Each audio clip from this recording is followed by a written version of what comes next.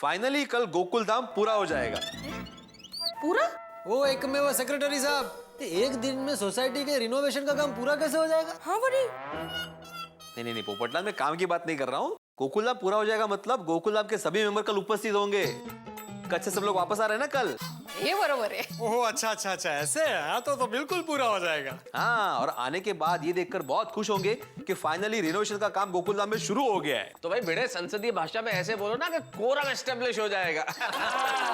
तो भाई इसी खुशी में एक फर्स्ट क्लास गर्मा गर्म कॉफी हो जाए है? हाँ जरूर। वैसे पोपटलाल, तुम्हें कॉफी पीने के लिए खुशी की क्या जरूरत है? जब जाओ पियो। क्या मेहता साहब आप भी। और अंजलि भाभी, अगर कॉफी के साथ कुछ नाश्ता नमकीन वगैरह हो जाए तो मजा आ जाएगा। हाँ। कोमल भाभी। हंस। कोमल। क्या कोमल भाभी, आप भी? हाथी भाई बिल्कुल सही कह रहे हैं। देखो, गर्मा गर्म कॉफी के साथ नमकीन नाश्ते का मजा ही कुछ और होता है। और कॉफी, अंजलि आज करेले का जूस नहीं पिला रही? हाँ मैं भी आती हूँ। हाँ आइए ना। मेरे ख्याल से अभी जेठालाल वगैरह ट्रेन में बैठ गए होंगे, नहीं? मेहता साहब जरा फोन करके पूछिए ना प्लीज। क्या यार, वेरी गुड आइडिया भिड़े। अभी फोन लगा के पूछता हूँ जेठालाल को कि भाई भिड़े सुंदर के बारे में पूछताछ कर रहा है। नहीं, फोन लगा के पूछता हूँ ना भाई, तुम्हारी भी तसल्ली हो जाएगी। अरे यार, लकी यू भिड़े, जेठालाल का फोन तो आउट ऑफ नेटवर्क आ रहा है। हाँ, मैं सोडी को फोन लगा के पूछता हूँ। हाँ मेहता साहब बोलिए। क्या हुआ सोडी, तुम्हारी आवाज ऐसी क्यों आ रही है? मेहता साहब, यहाँ पे बहुत गड़बड़ हो गई है। हम लोग सारे यहाँ बीएसएफ कैंप में आए हैं। क्या गड़बड़ हो गई सोडी? मेहता साहब, आज हम लोग ऊँट की सवारी के लिए निकले थे और पता नहीं कैसे जेठा अपना ऊँट के साथ गुम हो गए। क्या फिर से बोलो सोडी, क्या हुआ? आधा हाँ बेटा। आधा चुन्नू अच्छे हो। वाह साहब, चुन्नू मिल गया साहब, चुन्नू मिल गया।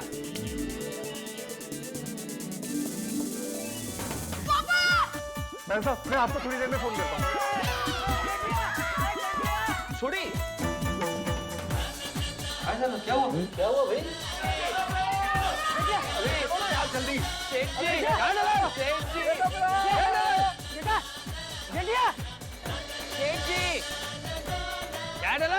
जेठा जी। ओ जेठा ब्रो, ओ किधर है? जेठा नहीं आया। ओ चाचा जी, जेठा ब्रो ने देख नहीं रहा। चलो अंदर चलो। अरे सब जेठा तो ले। हाँ कहाँ है? बाहर नहीं आया, मेरा जेठिया वापस नहीं आया। अरे पापा कहाँ है? पापा। अरे आधा ये रहे। अरे तेरे आधा नहीं भाई, इसके आधा, इसके पापा। हाँ बस जेठालाल जो ऊँट के ऊपर बैठा था। पर वो तो अकेला आया।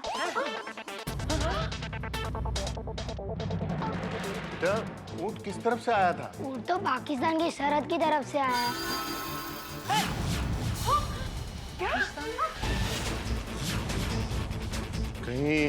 कहीं ऐसा तो नहीं कि ऊँट जेठालाल को लेकर पाकिस्तान चला गया?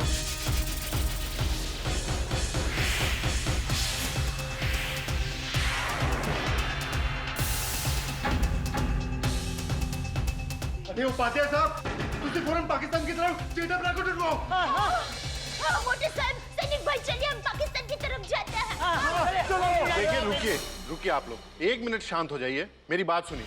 हमें सिर्फ शक है, यकीन के साथ कुछ भी नहीं कह सकते। हो सकता है कि वो उस तरफ गए ही ना हो। हमें पहले कंफर्म करने दीजिए। चौहान। Yes sir. जल्दी कुछ करो। पाकिस्तानी रेंज ऑफिसर मुदस्सर से बात करवाओ। जी सर। Hello Pakistan border. हाँ, हमारी बात कराइए जरा सर से।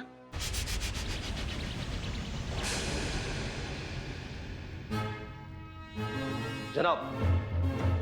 हाँ कुरैशी बोलो, कुछ बताया उसने? जी नहीं जनाब, मैंने बहुत कोशिश की लेकिन उसने एक ही बात की रट लगा रखी है। लगता है बहुत शातिर है। अगर आप कहें तो खातिरदारी और बढ़ा दी जाए।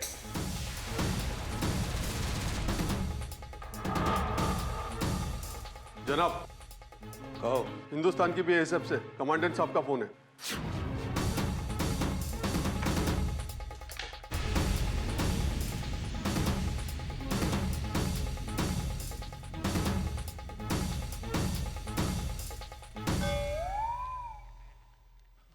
हेलो। कहिए जनाब उपाध्याय साहब, मुदस्सर जमाल बोल रहा हूँ।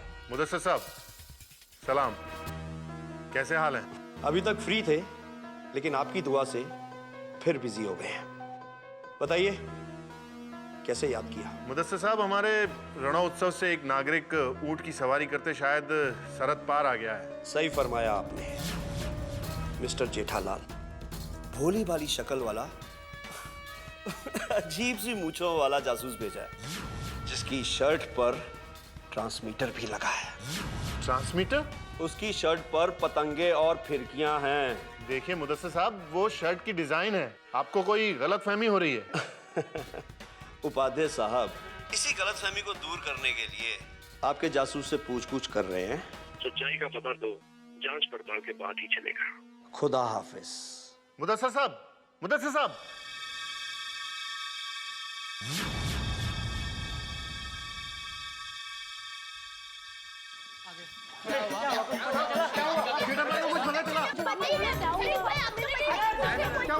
आप शांत हो जाइए, 1 मिनट आप लोग शांत हो जाइए। जल्दी से जानकारी दीजिए ना सर। अरे 1 मिनट, शांत हो जाइए, सुनिए। अरे 1 मिनट चुप हो जाओ, सब लोग शांत हो जाओ, शांत हो जाओ। अरे उन्हें बोलने दो। हाँ जी चाचा जी। देखिए, हमारा शक सही निकला है। जेठालाल पाकिस्तान में है। जेठालाल पाकिस्तान में है।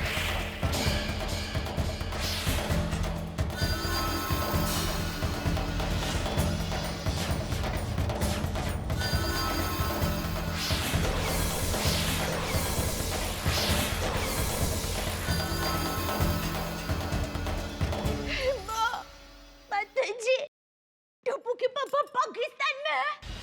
अब जल्दी से उन्हें लेकर आइए प्लीज। देखिए, ये बहुत मुश्किल है। क्यों? क्योंकि पाकिस्तानी रेंजर्स ने उन्हें हिरासत में ले रखा है। लेकिन क्यों? वो लोग उन्हें जासूस समझ रहे हैं। अरे यह तो बहुत बड़ा प्रॉब्लम हो गया। बाबूजी, हम क्या करेंगे? वो लोग तो टप्पू के पापा को जासूस समझ रहे हैं। हाँ, देखिए, अरे आप उन्हें कहिए कि मेरा बेटा जासूस नहीं है। अरे वो तो सीधा साधा व्यापारी है। आप उन्हें फोन कीजिए, रिक्वेस्ट कीजिए, ऑर्डर कीजिए, वो कुछ भी कीजिए, पर जल्दी से टप्पू के पापा को लेकर आइए। देखिए मैडम, हर देश का अपना कानून होता है और पाकिस्तान एक अलग देश है, उसका अपना अलग कानून है। हम जानते हैं कि जेठालाल जी जासूस नहीं है, पर वो लोग शक के आधार पर तहकीकात कर रहे हैं। अब डर इस बात का है कि कहीं वो लोग उन्हें जासूस साबित न कर दें। जासूस ने साबित कर दे मतलब? ऐसे कैसे जासूस साबित कर देंगे? अरे सीधे साधे आदमी को जासूस साबित कर देंगे।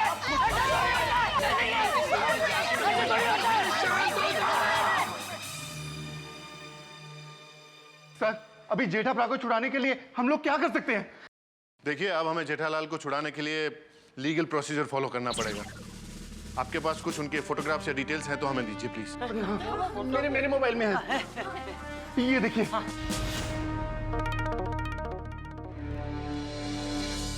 शर्मा सर, जल्दी से जाकर इसके प्रिंट आउट निकाल के लाओ। और हाँ, हमारे जवानों को इन्फॉर्म कर दो कि जेठालाल को ढूंढना बंद करें। Sir, excuse me. रुकिए, वहाँ मत जाइए, काम करने दीजिए उन्हें अपना। आप लोगों पर ये लीगल प्रोसीजर खत्म होने में कितना वक्त लग जाएगा? देखिए, कुछ बोल नहीं सकते। कुछ बोल नहीं सकते? ये कैसा जवाब दे रहे हैं आप?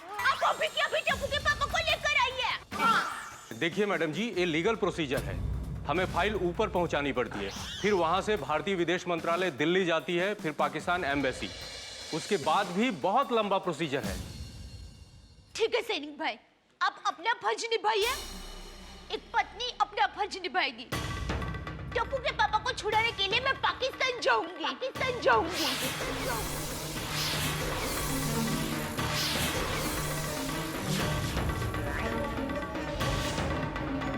हाँ मम्मी, मैं भी तुम्हारे साथ आऊंगा। मैं भी जाऊंगा। अरे हम सब जेठा को छुड़ाने के लिए पाकिस्तान जाएंगे।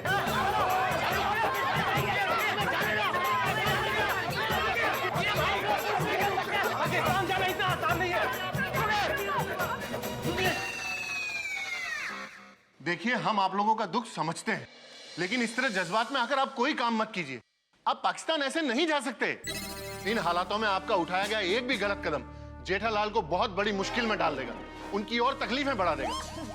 नहीं नहीं, हम लोग ऐसा कुछ नहीं करेंगे जिससे पापा को प्रॉब्लम हो।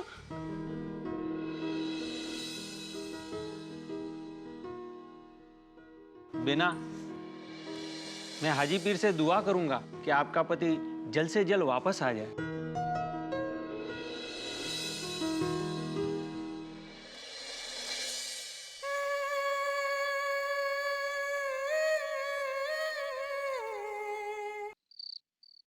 फिर से ट्राई करो ना। कर रहा हूँ।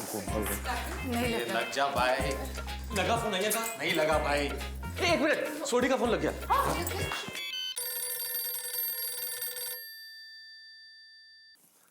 हेलो सोडी। मेहता साहब सॉरी, हालात कुछ ऐसे बन गए कि मैं आपको फोन ही नहीं कर पाया। अरे सोडी कहाँ हो तुम? मैं फोन लगा लगा के परेशान हो गया हूँ भाई। जेठालाल का फोन आउट ऑफ नेटवर्क आ रहा है, तुम्हें इतनी देर से ट्राई कर रहा हूँ। जहाँ सारे लोग चिंता में हैं। कहाँ है जेठालाल? पाकिस्तान में। क्या मजाक कर रहे हो सोडी? क्या हुआ? हुआ क्या? अरे मेहता साहब, मैं मजाक नहीं कर रहा हूँ, सच बोल रहा हूँ। जेठा भरा पाकिस्तान पहुंच गया। सोडी क्या हुआ, क्या जरा बताओ मुझे।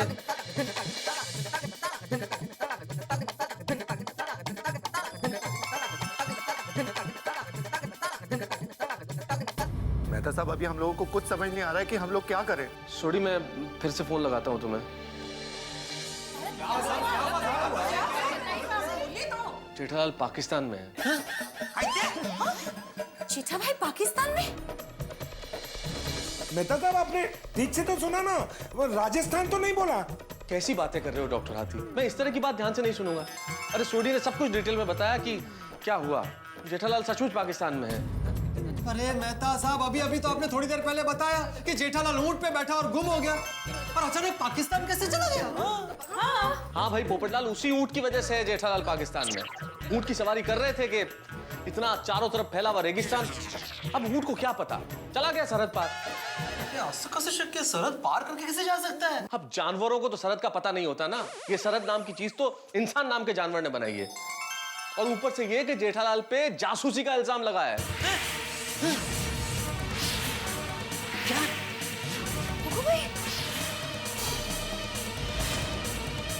जेठालाल पे जासूसी का इल्जाम? अरे देवा, जासूसी का इल्जाम मतलब कम से कम 10-15 साल की कैद। अरे भाई भिड़े, 10-15 साल बहुत कम बोल रहा है। पूरी जिंदगी भी जा सकती है जेल में। सही बात है। क्या पोपटलाल भाई, आप कुछ भी बोल रहे हैं? ऐसा कुछ नहीं होगा जेठा भाई को। जेठा भाई को ऊंट पे बैठने की जरूरत ही क्या थी? या अल्लाह, जेठा भाई को सलामत रखना। मैं एक मिनट सोडी को फिर से फोन लगाता हूँ।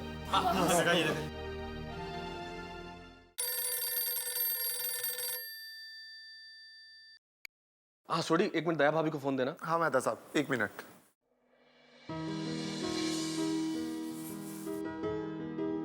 दया भाभी जी, मेहता साहब का फोन है। हेलो मेहता साहब, पाकिस्तानी सैनिक भाइयों ने टप्पू के पापा को जासूस समझकर पकड़ लिया है। हाँ दया भाभी, मुझे पता चला। प्लीज आप बिल्कुल चिंता मत करना। क्या चिंता ना करूं? आप तो टप्पू के पापा के फायर ब्रिगेड हो, आप हमेशा उनकी मदद करते हो। दया भाभी, इस वक्त आपको हिम्मत रखनी चाहिए, और टप्पू और चंपक चाचा को भी हिम्मत दीजिए प्लीज। आप बिल्कुल चिंता मत करो, भगवान हमारे साथ है, कुछ नहीं होगा। आप लोग इस वक्त है कहाँ, मुझे ये बताइए। हम लोग भुज में हैं। ठीक है, मैं अभी पहली फ्लाइट पकड़ के भुज पहुंचता हूँ। हाँ। और आप बिल्कुल चिंता मत करना। हाँ तारक, मुझे फोन दीजिए ना प्लीज। मैं लैपटॉप पे चेक करता हूँ। हेलो दया भाभी, दया भाभी देखिए, बिल्कुल चिंता मत कीजिएगा, सब कुछ ठीक हो जाएगा। हाँ एक मिनट। हेलो दया भाभी, देखिए भगवान है ना, सब कुछ अच्छा ही होगा। हाँ दया भाभी। हाँ, और दया भाभी, हमने कभी किसी का कुछ बुरा नहीं किया है, तो हमारा भी कुछ बुरा नहीं होगा। ओके? हाँ दया भाभी, मेरा दिल कहता है कि जेठा भाई जल्दी से जल्दी घर वापस आ जाएंगे। दया भाभी बिल्कुल चिंता मत करना, हम सब तुम्हारे साथ हैं। हाँ अंजलि, एक मिनट फोन देना प्लीज। हाँ एक मिनट। हाँ दया भाभी, मैंने अभी भी सारी फ्लाइट्स चेक की, लेकिन इस वक्त भुज की कोई भी फ्लाइट नहीं मिल रही है। लेकिन आप चिंता मत कीजिए, कल मुंबई से पहली जो भी फ्लाइट मिलती है भुज की, मैं उससे पहुंचता हूँ। और प्लीज आप चिंता मत करना, सब कुछ ठीक करेगा भगवान। ओके? ठीक है।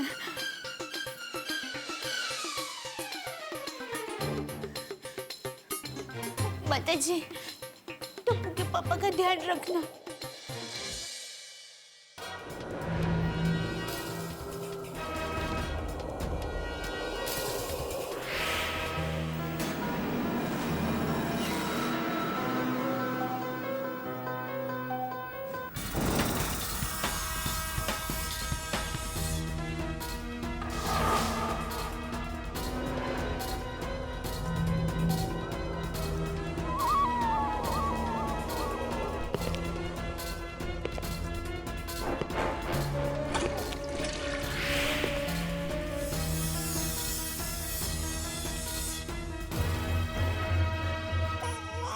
अभी अभी इंडियन बीएसएफ के कमांडेंट उपाध्याय से बात हुई है हमारी। तुम्हारी फैमिली ने वहां तुम्हारे गुम हो जाने की रिपोर्ट दर्ज करवाई है। मिलना चाहोगे अपनी फैमिली से? हाँ। तो सब सच सच बता दो। मैंने जो कुछ बताया सब सच ही बताया है साहब। मैं एक सीधा साधा व्यापारी आदमी हूँ। गड़ा इलेक्ट्रॉनिक्स नाम की मेरी दुकान है। उसमें मैं टीवी, फ्रिज, मोबाइल ये सब बेचता हूँ। मैं सच कह रहा हूँ, मैं जासूस नहीं हूँ। हाँ, कभी कभी जासूसी फिल्म देखने का शौक रखता हूँ। बचपन में मैंने एक फिल्म देखी थी, गोपी चंद जासूस। वो मुझे बहुत पसंद आई थी। बस सब सच बता दिया। मुझे अभी मिलवा दीजिए मेरी फैमिली के साथ। मिलवा नहीं सकते तो कम से कम फोन पे बात तो करवा दीजिए।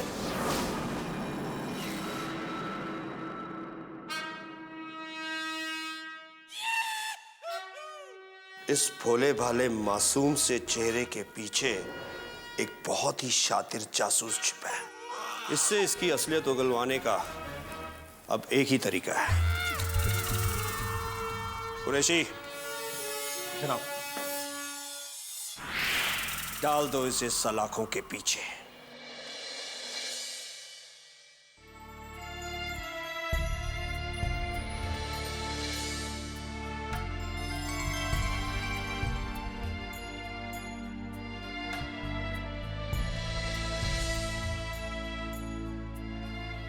चाचा जी, आप आराम से बैठ जाइए। आपके लिए कुछ चाय वाय मंगाएं? नहीं, जब तक मेरा जेठिया वापस नहीं आ जाता मुझे कुछ नहीं चाहिए।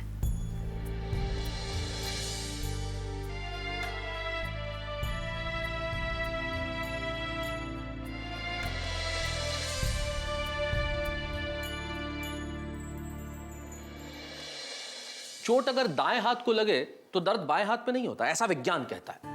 लेकिन विज्ञान की परिभाषाएं रिश्तों पे लागू नहीं होती। जब आपका अपना कोई मुसीबत में हो ना तो दर्द हृदय में होता। मेरे परम मित्र जेठालाल और दया भाभी कच्छ में कितना आनंद किया, साथ साथ घूमे, साथ साथ गरबा खेले, हमेशा साथ साथ रहने वाले दया भाभी और जेठालाल, और अचानक कैसे बिछड़ गए। किसी ने ठीक कहा, दो हंसों का जोड़ा बिछुड़ गया रे। जो हमेशा हर दुख में साथ रहे, ये पहली बार ऐसा दुख आया है जब दोनों साथ में नहीं है। जब अपना कोई दूर होता है, अपना कोई बिछड़ता है, तो उसके कष्ट का अनुभव वही कर सकता है जिसका कोई अपना दूर हुआ हो, अपना कोई बिछुड़ा हो। मैं जब कई बार रेलवे स्टेशन, बस स्टेशन से गुजरता हूं, आसपास गुमशुदा लोगों की तस्वीर लगी होती है। लोग बाग ऐसे निकल जाते हैं उनकी तरफ बगैर ध्यान दिए, संवेदनहीन होके।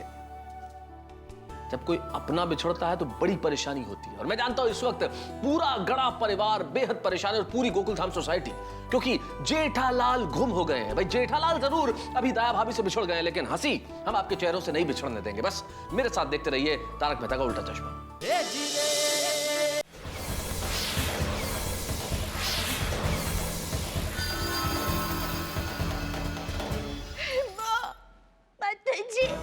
पाकिस्तानी रेंजर्स ने उन्हें हिरासत में ले रखा है। लेकिन क्यों? वो लोग उन्हें जासूस समझ रहे हैं। जेठालाल पे जासूसी का इल्जाम? अरे देवा, जासूसी का इल्जाम मतलब कम से कम 10-15 साल की कैद। अरे भाई बीड़े, 10-15 साल बहुत कम बोल रहा है। पूरी जिंदगी भी जा सकती है जेल में। मैंने अभी भी सारी फ्लाइट चेक की, लेकिन इस वक्त भुज की कोई भी फ्लाइट नहीं मिल रही है। लेकिन आप चिंता मत कीजिए, कल मुंबई से पहली जो भी फ्लाइट मिलती है भुज की, मैं उससे पहुंचता हूं। अभी अभी इंडियन बीएसएफ के कमांडेंट उपाध्याय से बात हुई है हमारी। तुम्हारी फैमिली ने वहां तुम्हारे गुम हो जाने की रिपोर्ट दर्ज करवाई है। मिलना चाहोगे अपनी फैमिली से? हाँ। तो सब सच सच बता दो। मैंने जो कुछ बताया सब सच ही बताया है साहब। इससे इसकी असलियत उगलवाने का अब एक ही तरीका है, डाल दो इसे सलाखों के पीछे।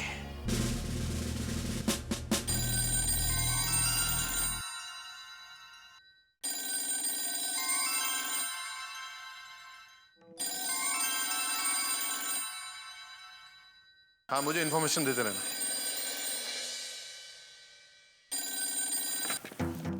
हेलो।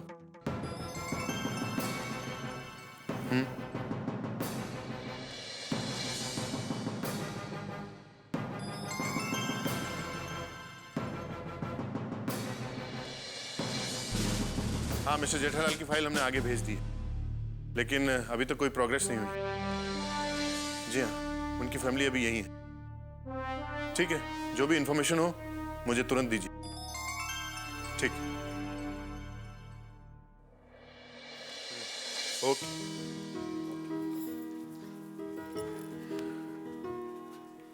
मम्मी मम्मी फिक्र मत करो, पापा जल्दी आ जाएंगे।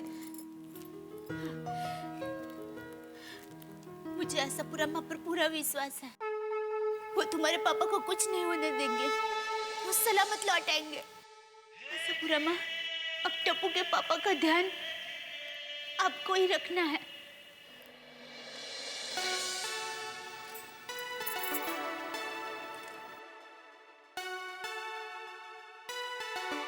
हे भगवान, हमारे जेठा भाई इस वक्त बहुत मुसीबत में हैं, उनकी रक्षा करना। हे ईश्वर, मेरा मित्र मुझे फायर ब्रिगेड कहता है और अपनी हर समस्या के निदान की अपेक्षा मुझसे करता है, और ये तूने किस स्थिति में लाके खड़ा कर दिया ईश्वर, जहां बिल्कुल असहाय हो गए हैं हम। अब तो सारी मुसीबत और परेशानियों की लगाम आप ही के हाथ में है ईश्वर, मेरे मित्र की रक्षा करना। खबरदार जो सोने की कोशिश की। मैं चाहकर भी नहीं सो सकता साहब, मेरी तो नींद उड़ चुकी है। खामोश, जनाब मुदस्सर का हुक्म है, बिल्कुल सोने ना दिया जाए।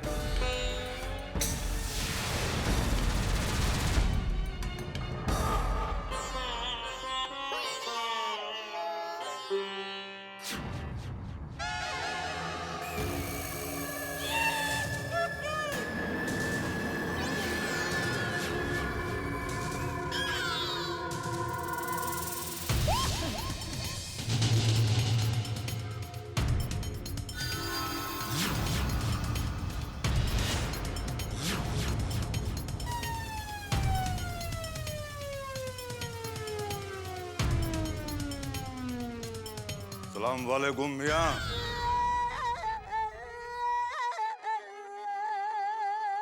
सलाम भाई, सलाम। हिंदुस्तानी हो? हाँ। बॉर्डर पार करते हुए पकड़े गए? हाँ। कहाँ रहते हो? कच्छ में। तुम कच्छ से यहाँ आते हुए पकड़े गए और हम यहाँ से कच्छ जाते हुए पकड़े गए। तुम भी कच्छ रहते हो? नहीं, हमारी खाला कच्छ में रहती है।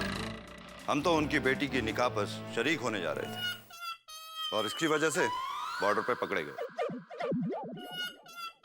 क्यों, क्या किया इसने? अरे ये वहाँ सरहद के तार चुराने लगा। ओह, तुम यहाँ किसके निकाह में आ रहे थे? किसी के नहीं भाई, मैं तो उधर कच्छ में रणोत्सव चल रहा है, उधर फैमिली के साथ घूमने आया था। मस्त ऊंट पे घूम रहे थे, अचानक मेरा ऊंट कब सरहद पार करके इस तरफ आ गया मुझे पता ही नहीं चला, और ये लोग ने मुझे जासूस समझ के पकड़ के इधर डाल दिया। ओह, कच्छ में कहाँ रहते हो? नहीं, कच्छ तो मेरा वतन है, मैं रहता हूँ मुंबई में। मुंबई में? भाईजान आप मुंबई में रहते हैं? हाँ। अब भाई मुंबई में कहाँ रहते हैं? Gokuldham society, film city road. Film city? अरे भाईजान, फिर तो भाई आप इन तमाम एक्टर्स को जानते होंगे। हाँ, वो सलमान खान भाई, अजय देवगन भाई, जॉन अब्राहम भाई, वो सबको देखा है, हमारी सोसाइटी में आ चुके हैं। अरे माशाअल्लाह मियां, माशाअल्लाह। क्या बात है, आप तो बड़े नसीब वाले जनाब। क्या बात है। भाईजान आपने और किस किस एक्टर को देखा है? ऋषि कपूर जी, नीतू सिंह जी, वो भी हमारी सोसाइटी में आए थे। अरे ये तो अपने रणबीर मियाँ के अब्बू और अम्मी हैं। हाँ वही सेम सेम। अरे अली मियाँ, मुकद्दर है भाई का। वैसे आपको पता है भाईजान, हमारे जो वालिद हैं ना, वो राज कपूर साहब और देव साहब के बहुत बड़े मुरीद हैं। अभी जब देव साहब का इंतकाल हुआ ना, हमारे अब्बू तो बस टूट से गए। खुदा जन्नत बख्शे उन्हें। आमीन। वैसे हमारे फेवरेट ना वो हैं शाहरुख खान। अरे मियाँ, मेरा फेवरेट हीरो है अमिताभ बच्चन। हाँ। अरे वाह, मेरे भी। अरे क्या बात है भाई, माशाल्लाह है अली मियाँ। मुकद्दर है भाई का। अच्छा भाईजान एक बात बताइए, आपने शाहरुख मियाँ को देखा है? हाँ देखा है। कहाँ? टीवी पे। अली मियाँ मजाक करते हैं भाई।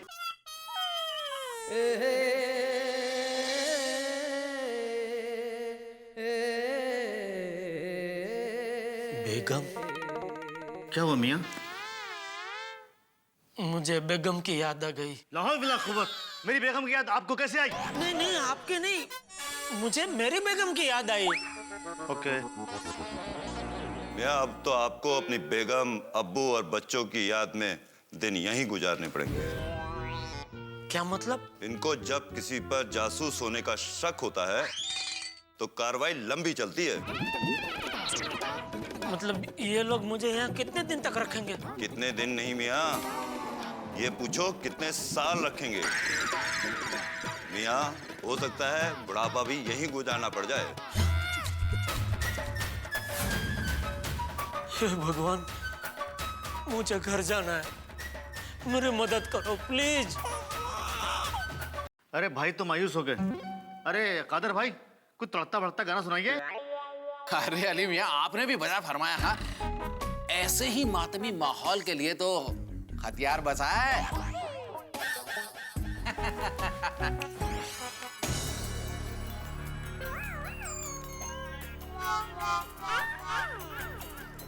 अली,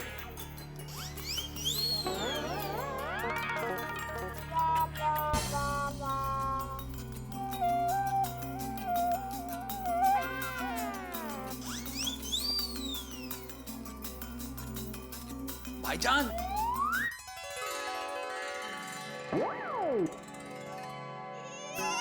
मोबाइल? अरे इसके पास तो मोबाइल है। थैंक यू भगवान, आपने मेरी सुन ली। अभी मैं दया, बापूजी, टप्पू सबसे बात कर सकूंगा।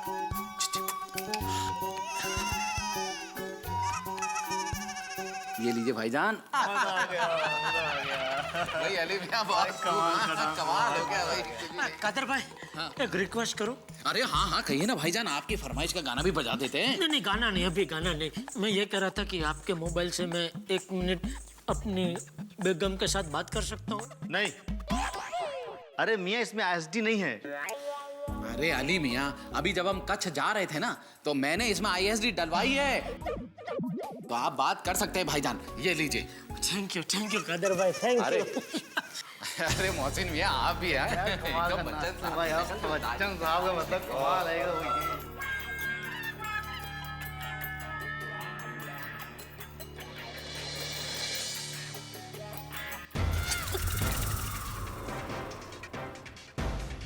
तो जासूस नहीं है? नहीं। जासूस नहीं है तो ये मोबाइल कहां से आया तेरे पास? बता, क्या खबर पहुंचा रहा था हिंदुस्तान? नहीं नहीं, मैं कोई खबर नहीं पहुंचा रहा था। मैं तो अपनी फैमिली की खबर जानने के लिए फोन कर रहा था अपनी बीवी को। तेरा एक फोन तो हमने पहले ही ले लिया था, ये दूसरा फोन कहां से आया? बोल।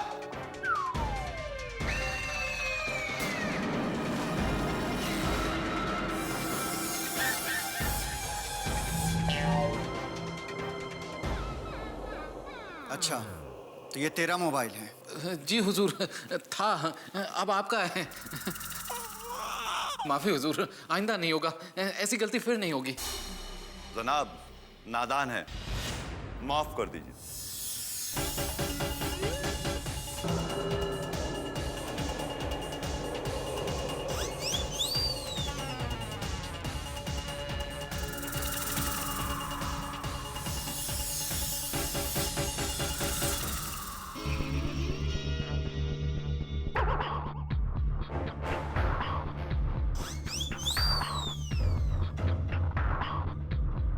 सॉरी कादर भाई, मेरी वजह से आपका फोन गया।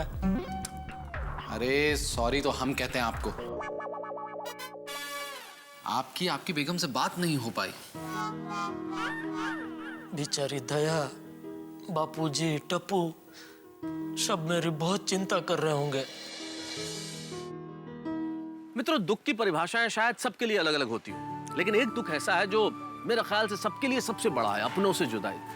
जब कोई अपना अपने से जुदा होता है तो शायद इससे बड़ा दुख कोई नहीं होता। क्रिकेट में अगर स्टेडियम के बाहर बॉल चली जाए तो कहते हैं कि भाई ये तो सबसे लंबा सिक्स हो गया, लेकिन मेरे मित्र जेठालाल के जीवन में शायद सबसे बड़ा दुख इस वक्त ये है कि वो भारत की बाउंड्री, भारत की सीमा से बाहर पाकिस्तान में, वो भी जेल में, और ऊपर से जासूसी का इल्जाम। एक मिनट के लिए आप और हम स्वयं को जेठालाल की जगह पर रख के देखें तो पांव तले जमीन खिसक जाएगी। भाई ऐसी स्थिति में भगवान किसी को न डाले, दुश्मन को भी ये बद्दुआ हम कभी न दें कि ऐसे हालात हो जाए। इस वक्त की बहुत बड़ी मार पड़ी है जेठालाल पे और चिंता के भंवर में डूबी हुई है दया भाभी। लेकिन हम लोग सरहद के इस पार हो या सरहद के उस पार, ठहाके होंगे बेशुमार। बस मेरे साथ देखते रहिए तारक मेहता का उल्टा चश्मा।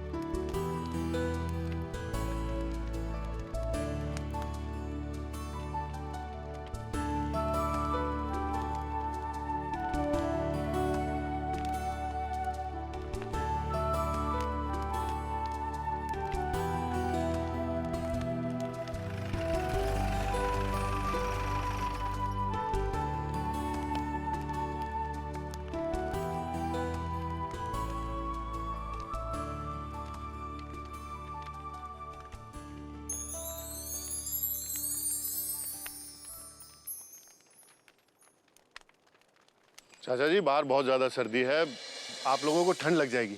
आप प्लीज अंदर आ जाइए। नहीं, हम लोग ठीक है। जेठिया की कोई खबर आई? नहीं, अभी तक तो कुछ नहीं। चाचा जी, हालात तो ऐसे हैं कि दिल कर रहा है अभी के अभी अपनी जान की परवाह किए बगैर जेठापरा को छुड़वाने पाकिस्तान चला जाऊं। पर फिर ख्याल आता है कि मुश्किल घड़ी में इंसान के फैसले गलत नहीं होने चाहिए, सुलझे हुए होने चाहिए। तो मुश्किल घड़ी में इंसान आसानी से उसका मुकाबला कर सकता है और उसी की फतेह होती है। देखिए, हम समझ सकते हैं कि आप लोगों पर क्या बीत रही है। आप लोगों से मेरी रिक्वेस्ट है कि आप लोग मुंबई वापस अपने घर चले जाएं। अरे अंकल, लोग ऐसे मुंबई कैसे चले जाएंगे? देखिए, आप लोग मेरी बात सुनिए।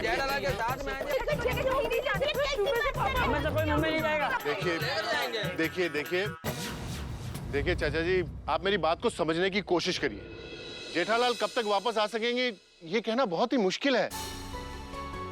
मैंने आपको पहले भी बताया कि ये एक बहुत ही लंबा प्रोसीजर है, इसमें कितना वक्त लगेगा आप ये हम भी नहीं बता सकते। आप लोगों का इस तरह यहाँ पर जेठालाल का इंतजार करना मुनासिब नहीं है। हाँ, पर हम लोग कर भी क्या सकते हैं? मोटे साहब, टप्पू के पापा को लिए मगर हम लोग यहाँ से नहीं जाएंगे। हाँ दादाजी, टप्पू भी पापा को लिए बिना यहाँ से नहीं जाएगा। हाँ, वरना जिंदगी भर यहीं रहेंगे। वेरी गुड पुत्र, बराबर कहा तूने। सर, हम लोग ऐसे नहीं जाएंगे वापस। देखो, ये सही कह रहे हैं चाचा जी। छोड़ी अय्यर, हाँ, तुम दोनों सबको लेकर मुंबई घर वापस लौट जाओ। टप्पू, बहू, तुम लोग भी जाओ। मैं यहाँ रुकता हूँ। जेठा के आने के बाद ही मैं वापस आऊंगा। पर दादाजी, ऐसे कैसे हम लोग चले जाए? नहीं, मैं तो यहीं पर रहूंगा। बापूजी, मुझे माफ करना, आज पहली बार आपकी बात नहीं मान रही हूँ, लेकिन टप्पू के पापा को लिए बगैर मैं यहाँ से नहीं जाऊंगी। ठीक है, सोनी, अय्यर, तुम सब लोग जाओ। मैं और बहू यहीं रुकते हैं। टप्पू, तू भी जा। नहीं दादाजी, टप्पू आपके साथ यहीं पर रहेगा। देखो बेटा, हम फौजी हैं। तुम्हें पता है हम लोग यहाँ किस हालात में रहते हैं? मेरा एक बेटा है 1 साल का, लेकिन मैं उससे पिछले 6 महीने से नहीं मिला हूं।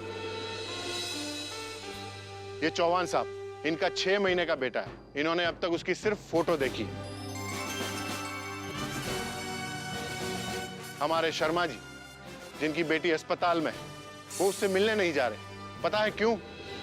क्योंकि हमारा पहला फर्ज है हमारे देश के नागरिकों की रक्षा करना।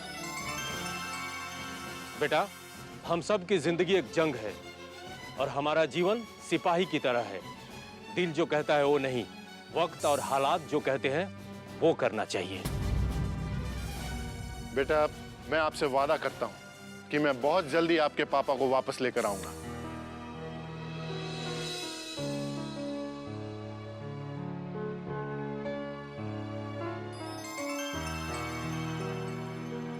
ठीक है मम्मी, आप जल्दी पापा को लेकर आ जाना। हाँ बेटा, तुम जाओ, मैं और बापूजी तुम्हारे पापा को लेकर जल्दी आएंगे। हाँ बेटा, तुम सब लोग जाओ। लेकिन चाचा जी। छोड़े, तुम लोग हमारी फिक्र मत करो। अरे हम लोग अकेले नहीं है, हमारे साथ हमारे जवान भाई है ना सब। दया भाभी,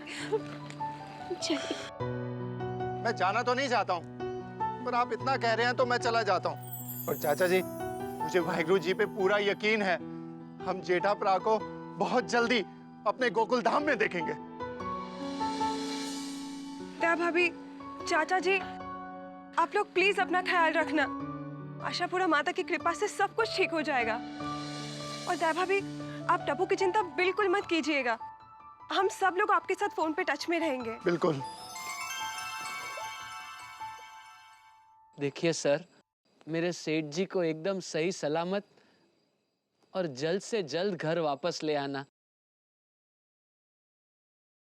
चाचा जी, हमने इन लोगों को एयरपोर्ट पहुंचाने का इंतजाम कर दिया है। इनकी गाड़ी बाहर खड़ी है।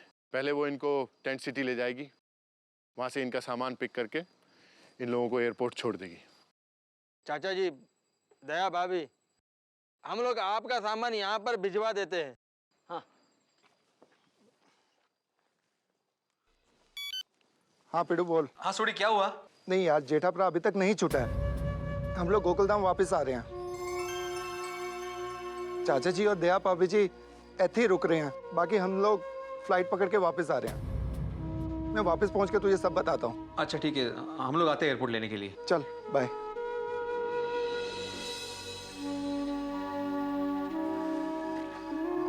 सो चाचा जी चलते हैं। हाँ दया भाभी जी, सब जी की कृपा से जेठा भरा जल्दी मिल जाएंगे।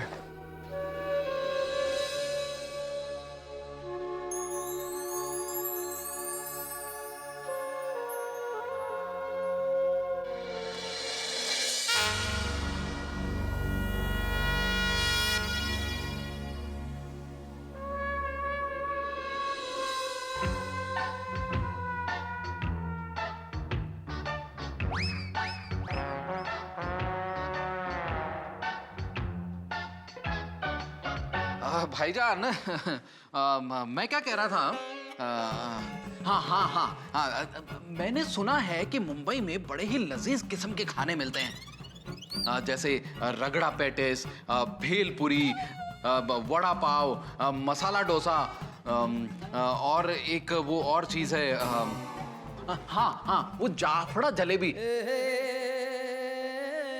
देखिए भाईजान, जलेबी तो मुझे पता है, पर ये जाफड़ा क्या होता है? जाफड़ा नहीं, फाफड़ा बोलते हैं उसका, फाफड़ा जलेबी। फाफड़ा? हाँ, तो ये फाफड़ा क्या होता है भाईजान?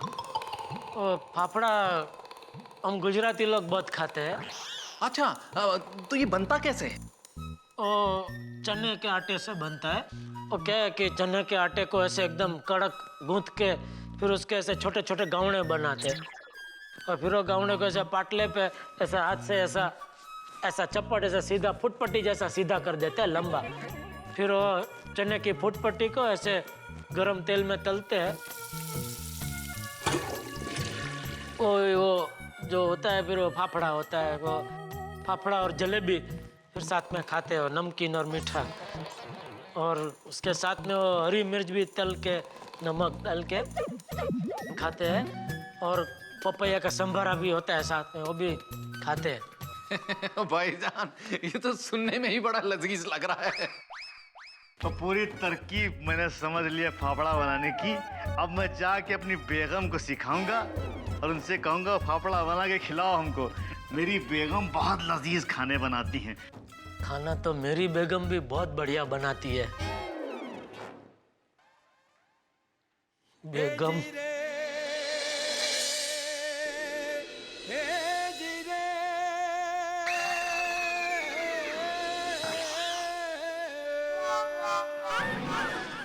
अली मियाँ बड़ी बेगम किस्म के इंसान है आप। क्या मतलब बेगैरत किस्म के इंसान है आप। मैंने क्या किया? अरे इतनी मुश्किल से मैंने उन्हें गम से निकाला था और आपने बेगम का जिक्र करके वापस उन्हें गम में डाल दिया। लानत है भाई आप पर। माजरत चाहते हैं भाई। क्या बताएं?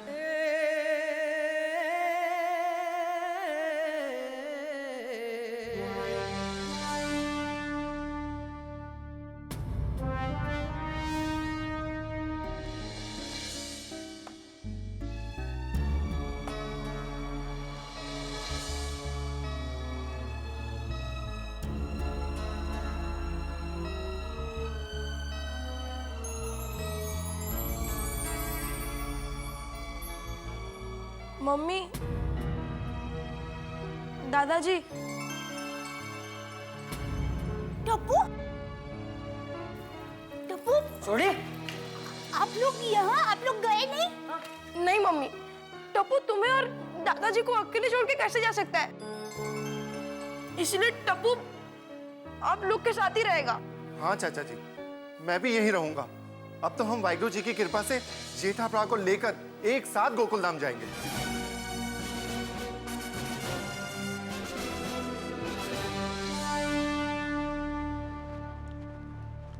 वीर जी खाना खा लो। खाना लीजिए। सॉरी सैनिक भाई, मुझे नहीं खाना। मुझे भी नहीं खाना। बेदी साहब, है तुसी ले लो, मेरा भी जी नहीं करता है। बाजी जब से आप लोग आए हैं आपने कुछ नहीं खाया, प्लीज खाना खा लीजिए। जब तक टप्पू के पापा नहीं आएंगे मैं खाना नहीं खाऊंगी।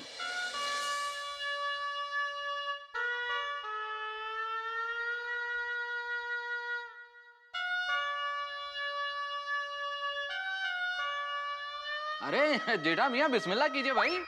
हैं? मतलब शुरू कीजिए, खाना शुरू कीजिए।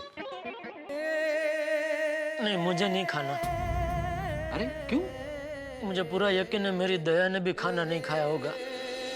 खाना तो क्या, उसने पानी तक नहीं पिया होगा। वो वहां भूखी हो तो मैं यहाँ कैसे खा सकता हूँ? जेठा मियाँ मान गए आपको, सलाम है।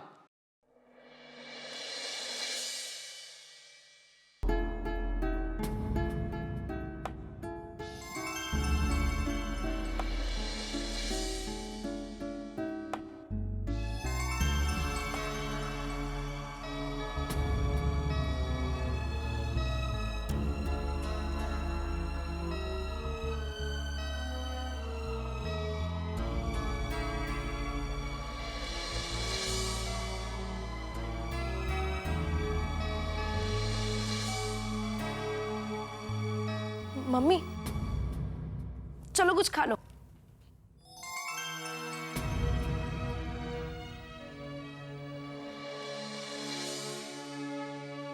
दादाजी, आप तो कुछ खा लो।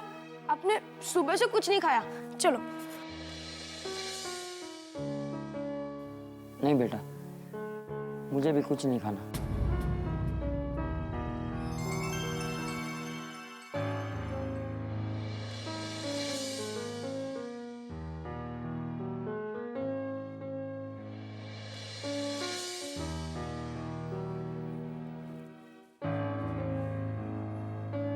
मम्मा, मम्मा प्लीज कुछ खा लो ना। तुम्हें खाना ही पड़ेगा। एक बार कहा ना मुझे नहीं खाना है।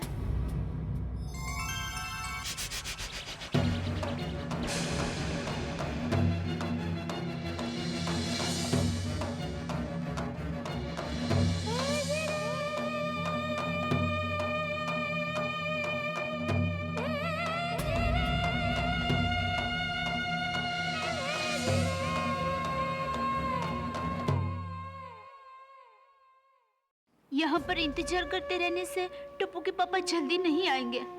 वैसे सैनिक भाई अपनी तरफ से पूरी कोशिश कर रहे हैं, लेकिन मैं चुप नहीं बैठ सकती। पर मैं क्या कर सकती हूँ?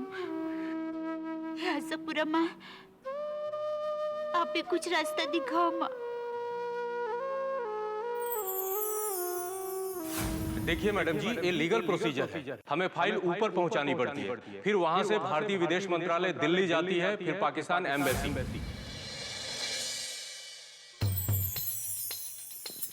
बापूजी, चलिए हम अभी दिल्ली जाते हैं। दिल्ली? हाँ। क्या? बापूजी, याद है वो सैनिक भाई ने कहा था कि टप्पू के पापा के लिए उनको दिल्ली मंत्रालय तक जाना पड़ेगा। तो क्यों ना हम खुद जाकर मंत्री भाई से बात करें और उनको कहेंगे कि टप्पू के पापा को जल्द से जल्द छुड़ाएं। करेक्ट किया भाभी जी। हाँ बहू, तेरी बात सही है। यहाँ बड़े साहब तो अपनी तरफ से जेठा को छुड़ाने की कोशिश कर ही रहे हैं, हमें भी हमारी तरफ से जेठा को छुड़ाने की पूरी कोशिश करनी चाहिए। हाँ चलिए बापूजी, हम अभी के अभी जाते हैं। हाँ भाभी जी, आओ। अरे सोड़ी बहू सुनो, अरे अभी आधी रात को हम कहाँ जाएंगे? हम लोग कल सुबह बड़े साहब से मिलने के बाद दिल्ली के लिए रवाना हो जाएंगे, ठीक है? करेक्ट कहा चाचा जी। वो दिल्ली में मेरा दोस्त रहता है महेंद्र पाल सिंह, मैं उसको अभी फोन कर देता हूँ, वो हमारी पूरी हर तरीके से मदद कर देगा। हाँ। वो महेंद्र पाल सिंह, कल मैं दिल्ली आ रहा हूँ, तू दिल्ली में नहीं है? अच्छा एक काम कर सकता है, कल गड्डी का एक इंतजाम कर सकता है? ओ थैंक यू यार, मैं तुझे थोड़ी देर में फोन करके बताता हूँ कि कल गड्डी कितने बजे चाहिए। चंगा सत श्री अकाल। दया भाभी जी, तुसी फिक्र ना करो, रब जी की कृपा से सब चंगा हो जाएगा।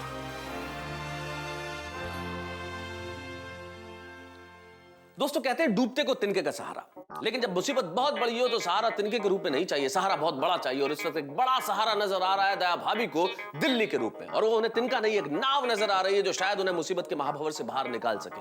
दया भाभी एक पतिव्रता स्त्री है जो अपने पति को मुसीबत में देख के कुछ भी कर सकती है, और इस वक्त उन्होंने फैसला किया है कि वो देश की राजधानी दिल्ली में जाएंगी और गुहार लगाएंगी। दिल्ली जहां से देश चलता है, दिल्ली जहां सारे निर्णय होते हैं, लेकिन दया भाभी के लिए दिल्ली नौका साबित होती है या कागज की कश्ती, ये तो तभी पता चलेगा जब वो वहां पहुंचेंगी। और कल का सूरज जेठालाल की जिंदगी में क्या रोशनी लेके आएगा, ये सब देखना है तो आपको देखना पड़ेगा मेरे साथ अगला एपिसोड तारक मेहता का उल्टा चश्मा का। और सोचिए दया भाभी दिल्ली जाके क्या करेंगे।